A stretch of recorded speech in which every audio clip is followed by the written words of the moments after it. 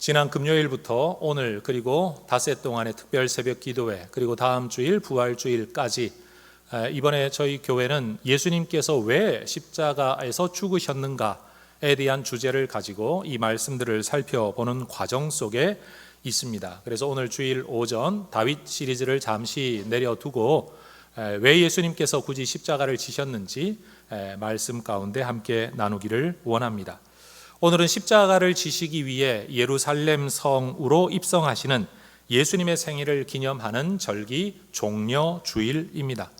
예수님의 입성을 사람들이 환영할 때 종려나무 가지를 흔들며 그렇게 예수님을 환호하고 환영했다라는 의미에서 종려주일, 팜 선데이라는 별명이 붙은 주일입니다. 예수님이 이 공생의 기간에 하셨던 일은 세 가지 초점을 가지고 있었습니다. 한번 따라해 볼까요? 가르치시며, 전파하시며, 고치시니라.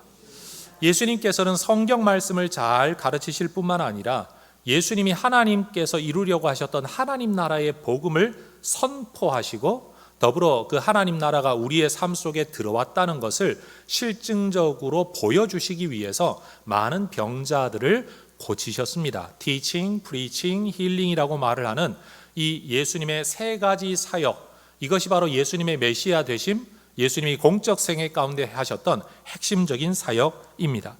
이런 예수님의 사역을 목격하거나 소문을 전해 들은 사람들은 예수님에 대하여 굉장히 큰 기대를 가지게 되었죠. 왜냐하면 당시에 랍비라고 일컫는 사람들, 서기관이나 종교 지도자들은 그저 전통이나 성경 구절을 설명하는 것으로만 끝났는데 예수님께서는 설명 그 위에 하나님 나라가 임했다라는 선포 그 위에 하나님 나라가 우리의 실제 삶 안에 들어왔다는 것을 보여주셨기 때문에 일상적인 당대 종교 지도자들과는 너무 다른 차원의 모습을 보여주셨기 때문입니다.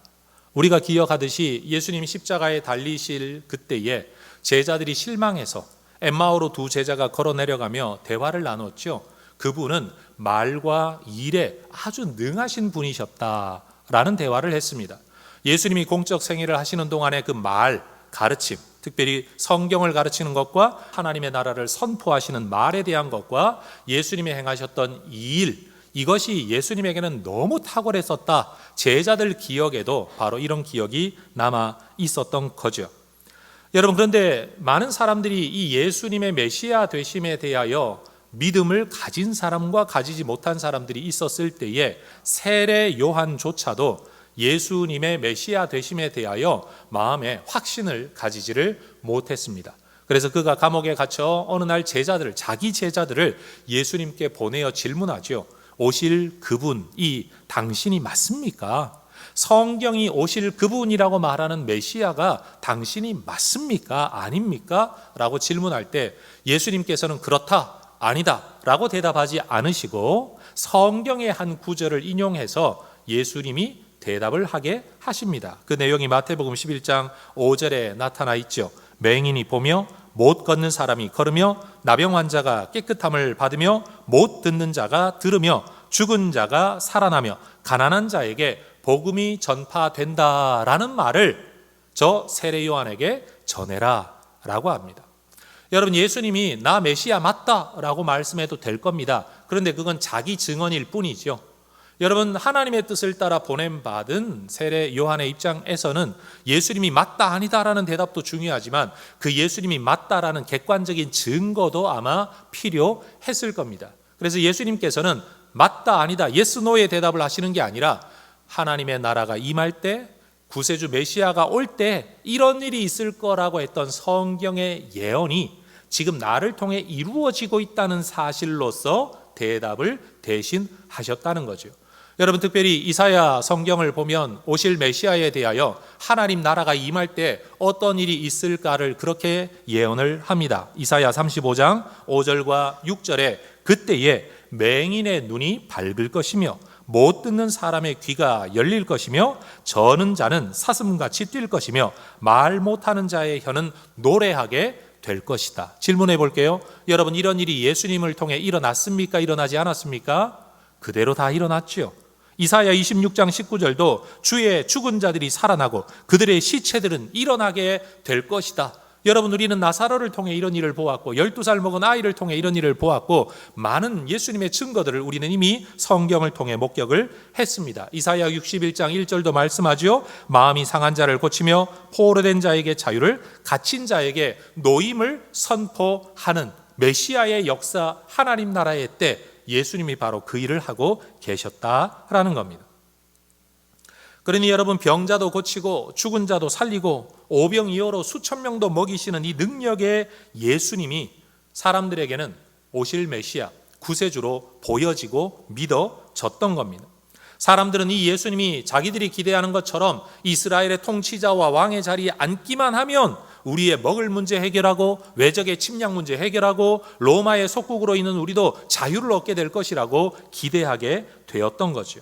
그래서 그들은 부풀어 오른 그 기대감으로 예수님이 예루살렘 성에 나귀를 타고 입성하시는 모습을 보고 지금이 그때인가 보다, 지금이 바로 예수님이 권력을 잡으시고 온 나라를 평정하실 그때인가 보다 하고 열렬하게 환호하는 겁니다. 그러면서 외치죠. 호산나, 호산나.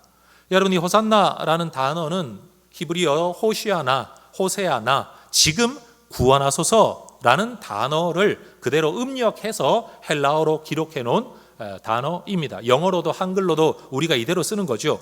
호산나, 지금 구원하소서. 여러분, 사람들은 예수님에게 구원을 기대하고 있었습니다.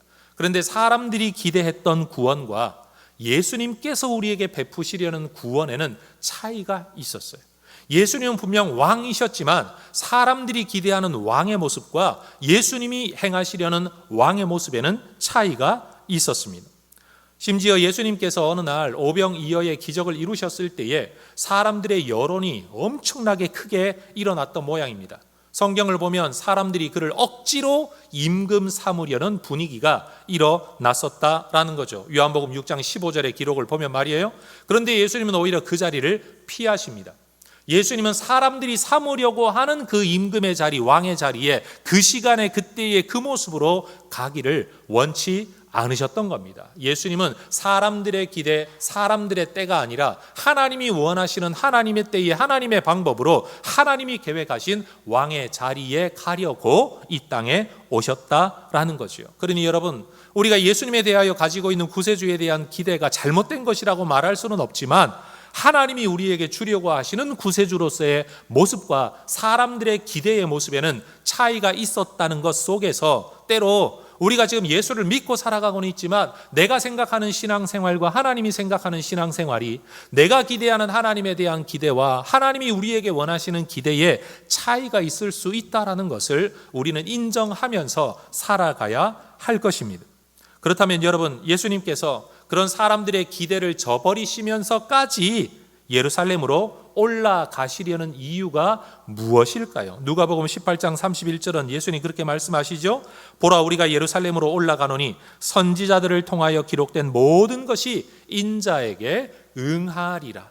사람들은 그를 임금 삼으로 왕 삼으려고 하고 있지만 예수님이 올라가시는 이유는 임금과 왕이 되기 위해서가 아니라 선지자들의 예언이 응하기 위해서였습니다.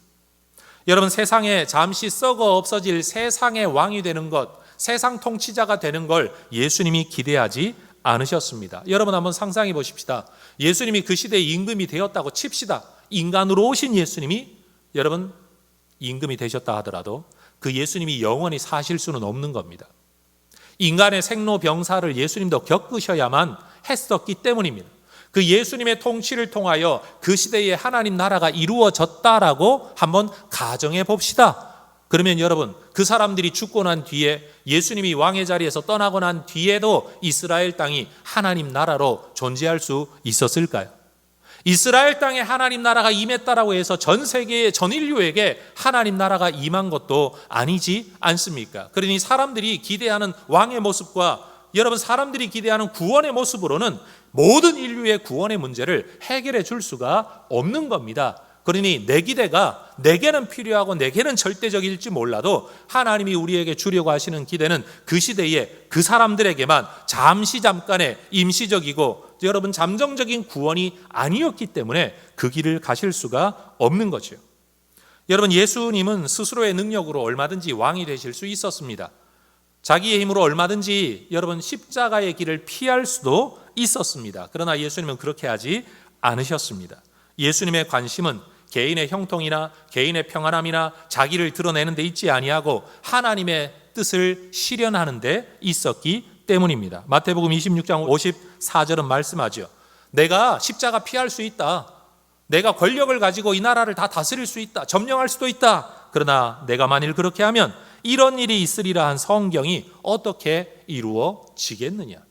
예수님은 능력이 없어서 십자가를 가신 게 아니라 능력이 있음에도 하나님의 뜻을 이루기 위해 그 길을 가신 겁니다. 여러분, 우리 예수 믿는 사람들도 이 땅을 사는 동안에 돈 없고 빽 없고 능력 없고 뭐가 없어서 어쩔 수 없이 이렇게 살아가는 그런 인생이 아니라 다 가지고 있더라도 믿음의 길을 걸어가는 여러분, 이런 하나님의 사람들이 되어야 할 줄로 믿습니다. 여러분, 그것이 바로 믿음의 길이라고 성경이 말하고 있는 거죠. 그러나 성경이 예언한 이 길은 예수님으로서도 그리 만만한 길이 아니었습니다. 누가복음 18장 32절을 보면 그 길은 어떤 길입니까? 희롱을 당하고 능욕을 당하고 침뱉음을 당하는 길입니다. 여러분, 이런 길 예수님마저도 여러분 그렇게 기쁨으로 가기에는 쉽지 않았습니다. 그래서 예수님께서도 이 길을 가기 위해 미리 마음의 결심을 하셔야만 했습니다. 누가복음 9장 51절 승천하실 기약이 차감해 예루살렘을 향하여 올라가기로 굳게 결심하셨다. 따라하십시다. 굳게 결심하시고, 다시 한번 미리 결심하시고. 여러분, 예수님께서도 이 길을 살다 보니 그 길을 가게 되었다가 아니라 그 길을 가기 위해 굳은 결심. 결심이 뭡니까? 한자어 그대로 하면 마음을 결박했다, 맺었다, 지었다라는 뜻 아닙니까?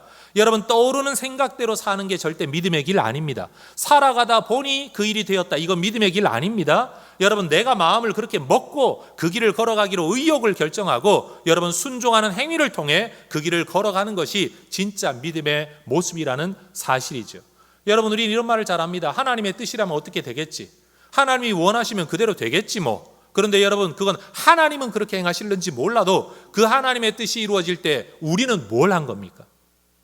우리는 하나님의 뜻이면 어떻게 되겠지? 하나님이 이루시겠지. 여러분, 그게 믿음은 아니라는 거죠. 왜? 하나님은 그렇게 하시겠지만 그 하나님의 뜻을 이룰 때 너는 뭐 했냐는 거예요. 예수님은요, 굳게 결심하셨습니다. 희롱을 당하고 조롱을 당하고 침뱉음을 당하더라도 나는 그 길을 가겠다는 거죠. 이 길을 벗어날 능력과 힘과 권한과 선택권도 내게 있지만 나는 그걸 선택하지 아니하고 아버지의 뜻, 말씀을 이루기 위해 선지자들의 예언이 응하기 위해 나는 그 길을 가야 되겠다라고 예수님은 미리 굳게 결심하셨다는 사실입니다. 그럼 여러분, 왜 예수님은 굳이 아버지의 뜻을 이루기 위한 성경의 선지자들이 예언한 사람들이 기대하는 모습이 아닌 그 길을 왜 예수님은 가려고 하셨던 것일까요? 도대체 사람들이 기대했던 그 정도 믿음이고 그 정도 열렬한 모습으로 예수님을 환호했으면 되었지 뭘 더 많은 믿음을 원하셔서 무슨 구원을 더 주시려고 예수님은 그 길을 가셔야 했던 걸까요? 여기서 중요한 것은 사람들이 생각했던 구원보다도 사실 우리 인류의 형편은 더 처절하고 더 엉망인 상황에 있었다라는 성경의 가르침을 우리는 되새겨볼 필요가 있습니다. 요한일서 5장 19절은 이렇게 말씀합니다. 화면 보고 같이 한번 읽어볼까요? 자, 시작. 또 아는 것은 우리는 하나님께 속하고 온 세상은 악한 자 안에 처한 것이며. 온 세상, 시간적으로도 온 세상이고요, 공간적으로도 온 세상이에요. 존재하지도 않은 미래에 태어날 생명, 인류조차도, 그리고 인간이 살아가는 이 피조 세계조차도 악한 자 안에 놓여 있다. Under the control of the evil one. 악한 자의 컨트롤 안에 이 세상이 놓여 있다. 여러분, 사람들은 알지 못해도, 사람들이 그것을 인정하지 않는다고 할지라도 이것이 바로 인류의 영적인 현실이었던 겁니다. 사람들은 그것을 알지 못했습니다. 주어진 세상에서 그냥 내 삶을 살아가는 줄 알았고 내 삶이 너무 힘들고 어려우니 누군가가 좋은 통치자 메시아가 나와서 내 삶의 문제만, 먹고 사는 문제만, 오늘의 속박된 문제만 해결해 주면 될 거라고 생각하고 있었지만, 마치 우리가 병에 걸렸는데 약국에 가서 약 하나만 먹으면 나을 거라고 생각하고 있지만, 사실은 내 몸 안에 여러분 손도 댈 수 없는 엄청난 암세포들이 이미 퍼져 있었다는 것이 우리의 형편이라는 걸 사람들은 알고 있지를 못했다라는 겁니다. 더군다나 고린도후서 4장 4절은 그렇게 말하죠. 그 중에 이 세상의 신이 믿지 아니하는 자들의 마음을 혼미하게 하여 그리스도의 영광의 복음의 광채가 비치지 못하게 하는 상황 속에 우리가 놓여 있었다라는 겁니다. 이 세상의 신이라 불리는 악한 자, 마귀, 사탄이 여러분 사람들을 끊임없이 속이고 있습니다. 미혹하고 있습니다. 뭘 위해서요? 그들의 마음에 그리스도의 영광의 복음의 광채가 비치지 못하도록, 자기들이 얼마나 처절한 상태에 있는지를 깨닫지 못하도록, 그리고 거기서 벗어날 수 있는 길을 알지 못하도록, 그래서 계속적으로 자기들의 컨트롤 안에 인류를 가두어 두려고 지금도 애쓰고 있는 자를 이 세상의 신, 악한 자, 마귀, 사탄이라는 표현으로 성경이 언급하고 있는 겁니다. 다시 말해 사람들이 예수 못 믿게 만들고 하나님 못 믿게 만들고 자기들의 참 생명이 뭔지를 모르게 만들고 눈앞에 보이는 인간의 삶을 살아가는 게 이게 인생의 전부라고 생각하게 만들려고 마귀는 지금도 일하고 있다라는 겁니다. 이 악한 자 마귀의 세력 안에 살아가는 사람들의 삶의 양식이 어떠합니까? 에베소서 2장 2절은 말하죠. 그때 너희는 그 가운데서 행하여 이 세상 풍조를 따르고 공중의 권세 잡은 자를 따랐었다. 지금 사람들이 어떻게 살아가고 있냐? 이 세상의 풍조를 따라 살아가고 있다. 다 살아가는 그 모습 그대로 살아가고 있는데 알고 보면 그것은 공중의 권세 잡은 자, 이 세상의 신, 악한 자, 마귀, 사탄, 그것을 따라가고 있다는 것을 성경은 우리에게 깨우쳐주고 있다라는 것이에요. 여러분, 성경 보기 전에 우린 이런 거 몰랐습니다. 하나님 믿기 전에 이런 사실 몰랐습니다.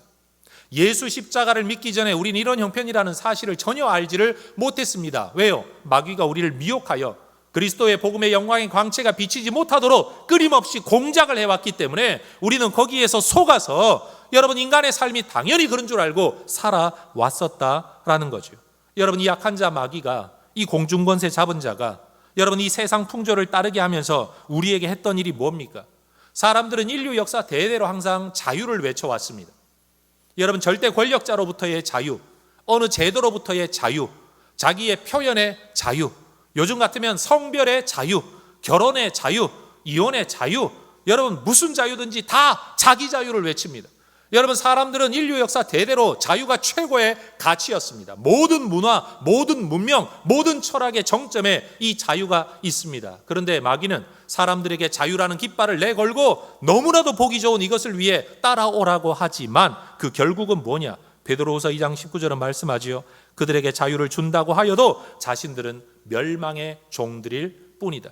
그들도 멸망의 종이고 멸망의 종을 따라가는 우리도 멸망의 종이 될 뿐이다. 깃발은 자유인데, 깃발은 생명인데, 깃발은 사랑인데, 깃발은 행복인데 그 마지막은 뭐냐? 전부 다 죽음이고 멸망일 뿐이었다는 사실입니다. 그래서 여러분 성경이 말하는 진짜 자유는 내 마음대로 하는 자유가 아니라 마귀에게 속아서, 악한 자에게 속아서, 공중권세 잡은 자에게 속아서, 여러분 이 세상의 신이라고 일컬어지는 자에게 속아서 미혹되어 살아갈 수밖에 없는 우리가 영적인 눈을 뜨는 거죠. 어떤 눈을요? 내가 어떤 처지에 있는가를 깨닫게 되고 여기에서 나를 위해 예수님이 무슨 일을 해주셨는가를 깨닫게 되고 그러므로 예수를 믿음으로 이 영적 처지, 악한 자의 컨트롤 안에 있던 삶이 하나님의 은혜 안으로 들어오게 될 것, 이것을 일컬어 성경은 자유라고 말을 하고 있다는 사실입니다. 그래서 예수님은 십자가를 지시기 전에 이런 말씀을 하셨습니다. 요한복음 12장 31절, 이제 이 세상에 대한 심판이 이르렀다. 십자가를 통해 일어날 심판입니다. 누구에게 대한 심판입니까? 이 세상의 임금이 쫓겨나게 될 것이다. 자 여러분 저를 한번 따라 하십시다. 이 세상의 임금, 공중권세 잡은 자, 이 세상의 신, 악한 자, 마귀, 사탄. 성경은 이 악한 자를 두고 이렇게 많은 표현을 사용하고 있습니다. 이거 뭐 하나가 이름이 아닙니다. 그 존재에 대한 여러 각도에서의 호칭입니다.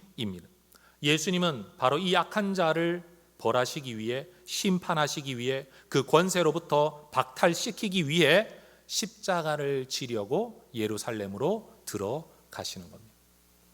사람들은 지금 여전히 악한 자의 권세 아래에서 우리를 조금 더 잘 먹게 해주시고, 우리를 조금 더 자유하게 해주시고, 내가 원하는 일들이 이루어지게 해주시고, 내 꿈이 이루어지게 해주세요라고, 이 일을 위해 당신이 왕이 되어주세요라고 기대하고 있었지만, 예수님은 그거 내가 너희들 원하는 대로 다 이루어져도 너희는 여전히 죽음이고, 여전히 종이고, 여전히 멸망할 존재들이야. 나는 지금 그 일을 하러 이 땅에 온 게 아니야. 여러분, 잠깐의 땜빵을 한다고 해서 완전한 문제 해결은 안 되는 것 아니겠습니까? 그러니 사람들의 기대는 여러분 썩어 없어질 세상의 것에 대한 기대였지만, 우리 예수님께서는 근원적인 문제를 해결하려고 십자가를 지시는 겁니다. 그러니 여러분, 이제 그 예수님의 십자가를 믿는 우리는 악한 자의 권세에서 벗어나 하나님의 권세, 예수님의 권세 아래 들어왔으니, 여러분, 우리는 이제 육체의 소욕을 따라, 세상의 풍속을 따라 살아가는 게 아니라 믿음의 길, 말씀의 길, 순종의 길, 성령의 길을 걸어야 되겠죠. 그래서 바울은 로마서 12장 2절에서 너희는 이 세대를 본받지 말아라, 다른 말로 하면 이 세상 풍속을 따르지 말아라 라고 이야기하고 있는 겁니다. 우리가 그동안 살아왔던, 우리가 익숙하게 살아왔던, 다 그렇게 살기 때문에 우리도 살아왔던 그 삶의 양식은 여러분 진리가 아닙니다. 고린도전서 3장 19절을 보면 이 세상의 지혜는 하나님께 어리석은 것이다 라고 말씀합니다. 이 세상의 지혜라는 것들이 영원의 관점에서 보면 어리석고 미련한 것이에요. 여러분, 우리가 도토리 키재기 한다라는 말이 있죠. 정말 작은 사람들, 별것 아닌 걸 가지고 그 안에서 싸우고 있는 모습을 일컫습니다. 여러분, 우리가 이 세상에서 우리가 형통이라고 말하고 복받았다라고 말하는 것들이 영원의 관점에서 보면 정말 도토리 키재기 하는 것들이에요. 별 볼 일 없는 것들이에요. 그런데 우리는 예수님께 자꾸 그 문제를 해결해 달라고 기도하고 있는데, 예수님은 그 문제를 해결하실 수 있는 분이기는 하지만 그것이 궁극적인 문제 해결이 안 된다는 걸 너무나도 잘 알고 계신 거지요. 그러니 우리가 생각지도 상상치도 못했던 완전한 구원의 문제를 해결하시니 사람의 머리로는 이해할 수가 없는 겁니다. 여러분, 분명 성경은 말하기를 이 세상의 지혜가 하나님께는 어리석은 것이다 라고 말하고 있는데, 이 세상의 지혜는 하나님의 십자가, 예수의 십자가를 두고 뭐라고 말을 할까요? 고린도전서 1장 18절은 말하죠. 십자가의 도가 멸망하는 자들에게는 미련한 것이래요. 저를 보십시오. 하나님은 말씀합니다. 세상 지혜가 어리석은 것이다. 세상 지혜는 말합니다. 그리스도의 십자가는 어리석은 것이다. 여러분, 서로가 서로를 어리석다라고 말하고 있는 이 두 관점, 생각, 자리, 여기에 여러분은 어느 자리에 서 계십니까? 무엇을 어리석다라고 말하는 자리에 여러분은 서 계십니까? 고린도전서 1장 23절 4절은 이렇게 말씀하죠. 같이 읽어볼까요? 우리는 십자가에 못 박힌 그리스도를 전하니 유대인에게는 거리끼는 것이요 이방인에게는 미련한 것이로되 오직 부르심을 받은 자들에게는 유대인이나 헬라인이나 그리스도는 하나님의 능력이요 하나님의 지혜니라. 누군가는 말합니다. 거리끼는 것, 미련한 것. 그런데 누군가는 말합니다. 이게 하나님의 능력이다. 이게 하나님의 지혜다. 여러분, 설 자리를 잘 택하시기를 주의 이름으로 축원합니다. 예수님은 이 악한 세대에서 세상의 지혜, 세상의 삶, 세상의 풍속이 전부인 줄 알고 살아가는 우리를 건지시기 위해 십자가를 지신 겁니다. 갈라디아서 1장 4절에 그리스도께서 하나님 곧 우리 아버지의 뜻을 따라 이 악한 세대에서 우리를 건지시려고 자기 몸을 주셨다. 악한 풍속 따라, 세상 풍속 따라 살아가는 우리를 건지시려고, 그게 잘못인 줄도 모르고 죽음인 줄도 모르고 멸망의 길인 줄도 모르고 걸어가고 있는 우리를 건지시려고. 여러분, 우리가 예수 믿고 나면 그럼 뭐가 달라질까요? 사실 예수를 믿고 나도 우리는 여전히 분별력이 없는 사람입니다. 깨닫기는 깨달았는데, 성경을 통해 배우기는 배웠는데, 여러분, 소위 말해 우리의 마음속에 있는 영적 DNA가요 하나님의 뜻보다는 세상 풍속에 훨씬 더 익숙해서 머리로는 들었는데 설교로는 배웠는데 여전히 내 삶은 방향성이 세상 풍속을 따라가고 있는 게 우리의 모습 아닙니까? 예를 들어 예수님 말씀하시기를 마가복음 12장 30절에서 네 마음을 다하고 목숨을 다하고 뜻을 다하고 힘을 다하여 주 너의 하나님을 사랑해라 라고 말씀을 하셨습니다. 그런데 여러분, 그래야 되는 줄 알죠? 예수 믿는 우리는 알지 않습니까? 하나님 그렇게 사랑해야 된다, 예수님 그렇게 사랑해야 된다. 근데 정작 우리의 마음을 돌아보면 하나님 사랑에 대한 마음이 큽니까? 돈 사랑에 대한 마음이 큽니까? 그건 뻔한 거예요.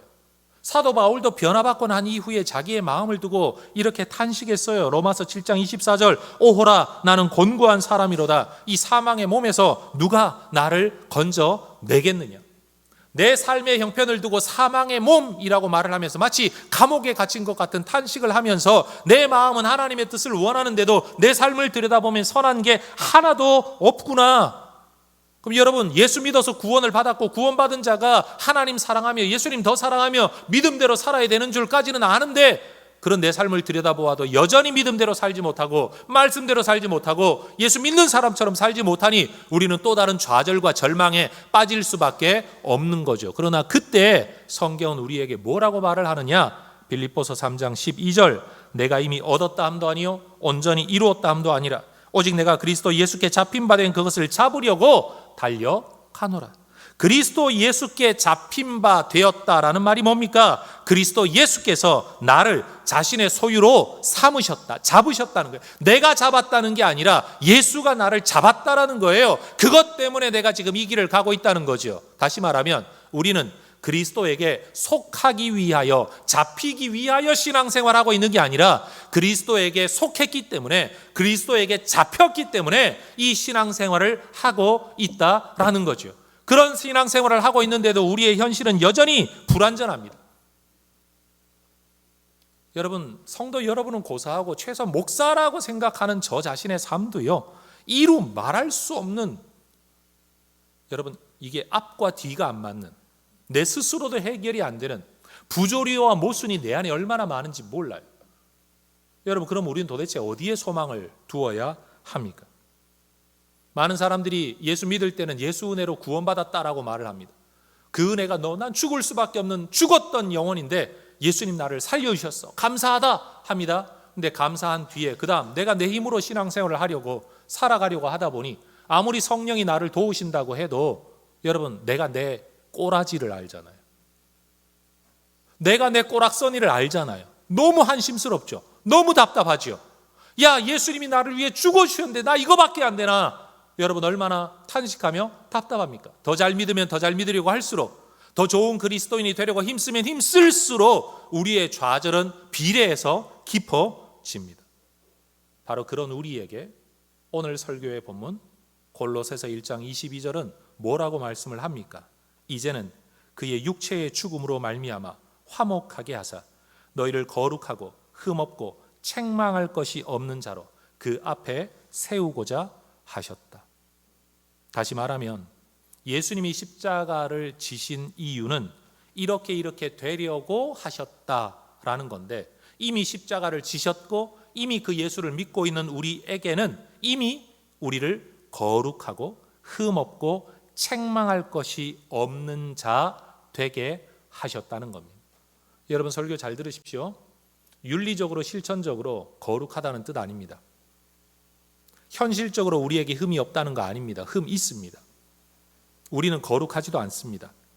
우리의 책망받을 거 너무 많죠. 하나님 앞에서는 고사하고 여러분의 삶을 두고 제가 평가를 해도 여러분 다 낙제점들 아닙니까? 여러분, 하나님은 고사하고 여러분이 목사인 나를 평가해도 낙제점 아닙니까? 그런데 성경은 뭐라고 말하냐? 너희가 살아가는 삶의 수준 때문에 하나님 앞에 서게 된 게 아니다. 예수의 죽음으로 말미암아 너희가 하나님 앞에 서게 된 것이다. 그린 많은 그리스도인들이 착각하기를 구원받는 건 은혜로 받고 그 다음에는 내 능력과 내 힘으로 신앙생활을 감당해서 천국까지 가야 된다라고 이해를 하고 있는데 그게 아니라는 거죠. 예수님이 십자가를 지실 때 그 믿음 가진 자는 이미 천국 앞에 가도록 이미 다 만들어 두셨고, 그런 우리가 죄성 안에서 육체 안에서 그 하나님을 섬기며 살아가는 과정, 불완전한 과정이 있을 뿐인데 이게 등급 차이로, 수준 차이로 구원이 왔다 갔다 하지 않는다라는 말이에요. 그러니 여러분, 예수님의 십자가가 얼마나 우리에게 감사합니까? 마치 사람들이 착각하기를, 야, 입학은 시켜줄 테니 졸업은 네 능력으로 해라. 마치 예수 믿고 교회 들어올 때는 십자가를 믿고 들어왔으니 이 은혜만 가지고 이제는 내 힘으로 살아야 된다. 그게 아니라는 거예요. 이미 우리의 구원은 예수 십자가 안에서 이루어진 줄로 믿습니다. 나는 실천적으로 부족합니다. 불완전합니다. 죄 많습니다. 성격 죄송합니다. 개판 아닙니까? 그런데도 불구하고 여러분, 우리가 구원의 확신을 가질 수 있는 이유가 뭐냐? 내 모습에서가 아니라 예수의 십자가에서. 우리를 이미 거룩하고 이미 흠없고 이미 책망할 것이 없는 자로 하나님 앞에 세워주셨다는 겁니다. 히브리서 10장 14절도 말씀하죠. 그가 거룩하게 된 자들을 한 번의 제사로 영원히 온전하게 하셨느니라. 여러분, 주께서 십자가를 통해 이런 일을 이루신 겁니다. 그럼 질문해 볼게요. 호산나 호산나 외치며 우리가 원하는 왕의 자리에 와주세요 라고 사람들이 지금 박수치며 여러분 이제 팜트리를 흔들고 있어요. 예수님이 이 길로 오지 않고 십자가의 길, 우리가 전혀 기대하지 않았던 그 길을 가고 있습니다. 여러분, 우리가 예수님을 저주해야 될까요? 감사해야 될까요? 감사해야 되겠죠. 여러분, 예수 십자가를 믿는 믿음이 오늘 현실적으로 우리에게 무슨 효과와 무슨 관점을 가지게 할까요? 무슨 기여를 할까요? 예수를 믿고 난 이후에도 우리는 여전히 알 수 없는 미래 때문에 불안하죠. 내 뜻대로 되지 않는 현실 때문에 괴롭죠. 이미 지나와 버린 과거인데도, 잊어버리면 그만인데도 잊어지지 않는 과거가 여러분 내 삶의 발목을 잡고 내 마음의 발목을 잡고 있는 것을 우리 모두는 다 경험합니다. 과거에서 자유롭지 않고 현재에서 자유롭지 않고 미래에서 자유롭지 않은 삶을 우리 모두 살아가고 있다라는 겁니다. 여러분, 예수 믿어도 달라진 게 아무것도 없는 거예요. 그런데 예수 십자가에 대한 믿음이 우리에게 무슨 효과가 있냐라는 거죠. 내가 어떤 처지에 있는지도 알지 못하면서 그저 악한 자의 종노릇 하는 것이 삶의 전부인 줄 알고 살아가던 우리를 위해 예수님이 십자가를 지셨고 이를 통해 우리에게 생명과 구원과 자유를 주셨다라는 사실을 믿는다면 우리는 내 미래가 알지 못해 불안하다고 할지라도 그 예수님 안에서 하나님이 내게 좋은 것 주실 줄 기대할 수 있고, 내 뜻대로 통제되어지지 않는 지금 현실의 내 기도가 사실 오늘을 위한 기도고 육체를 위한 기도가 대부분 아닙니까?